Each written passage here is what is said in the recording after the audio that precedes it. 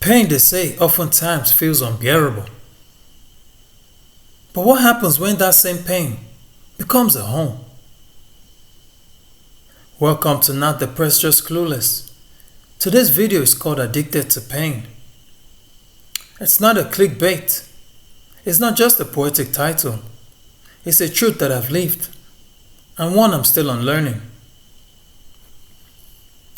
Here's something we don't talk about too often, or talk about it enough.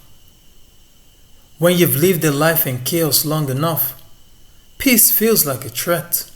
Safety feels like suspicion. Love feels overwhelming. Silence terrifying. I grew up thinking I was resilient. Turns out I was just used to surviving. Trauma doesn't always show up in panic attacks or visible breakdowns.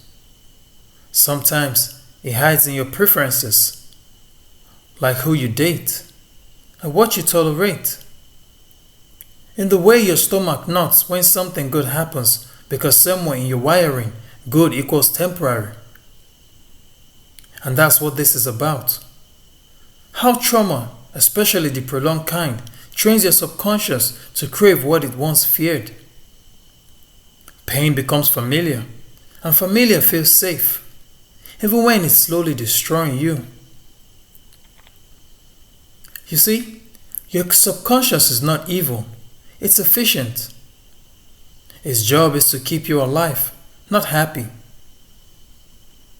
So if you've lived through betrayal, abuse, neglect, abandonment, your subconscious builds a blueprint that says, this is how the world works.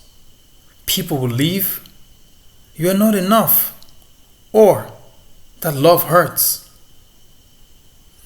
And then, this automates your life around that truth. You chase unavailable people, you sabotage healthy connections, you stay in jobs that drain you, you over-explain, overperform, or completely shut down. Why is that? Because to your subconscious, this is normal. This is survival. You are not broken, but you are programmed. I used to confuse intensity with intimacy, chaos with connection, tension with passion. I'd meet someone stable and think this is boring, when really it was just unfamiliar, and unfamiliar equals unsafe to a trauma-wired brain.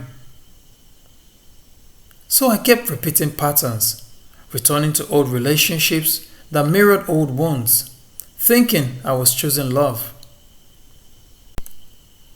This is what addiction to pain looks like.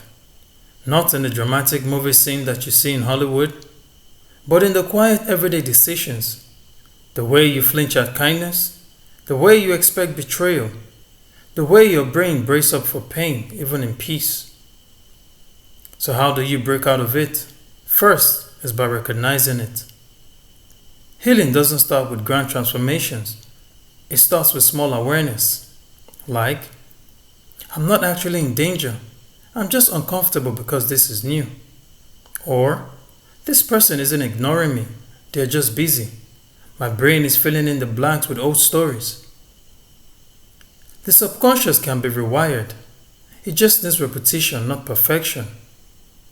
Therapy helps. So does journaling, breath work, regulating your nervous system, choosing new even when it feels scary. But most of all, you need compassion, because unlearning pain takes time. And yes, you may slip up. You will miss the chaos sometimes because it felt like home. But every time you choose peace, every time you choose discomfort over destruction, you are building a new normal. Let me be clear. Healing isn't about never feeling pain again. It's about not being run by it. You'll still have triggers. You'll still get scared. But you'll respond with awareness, not impulse. You'll see red flags and walk away, not dance with them. A healed life isn't perfect. It's just yours.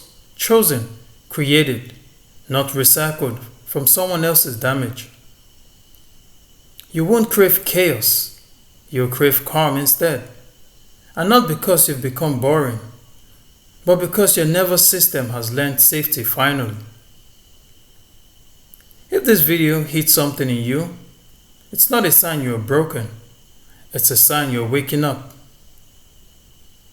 To how your brain shaped you, to how your patterns protect you, and to how you get to rewrite your story now. You are not addicted to pain because you're weak. You're addicted to pain because your brain is brilliant at keeping you alive. But survival isn't the goal anymore. Living is.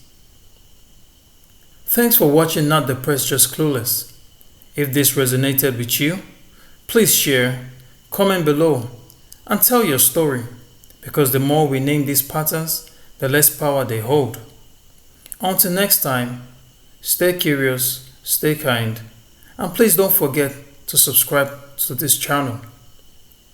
Remember, just because it's familiar doesn't mean it's right. Till I see you next time in my next video.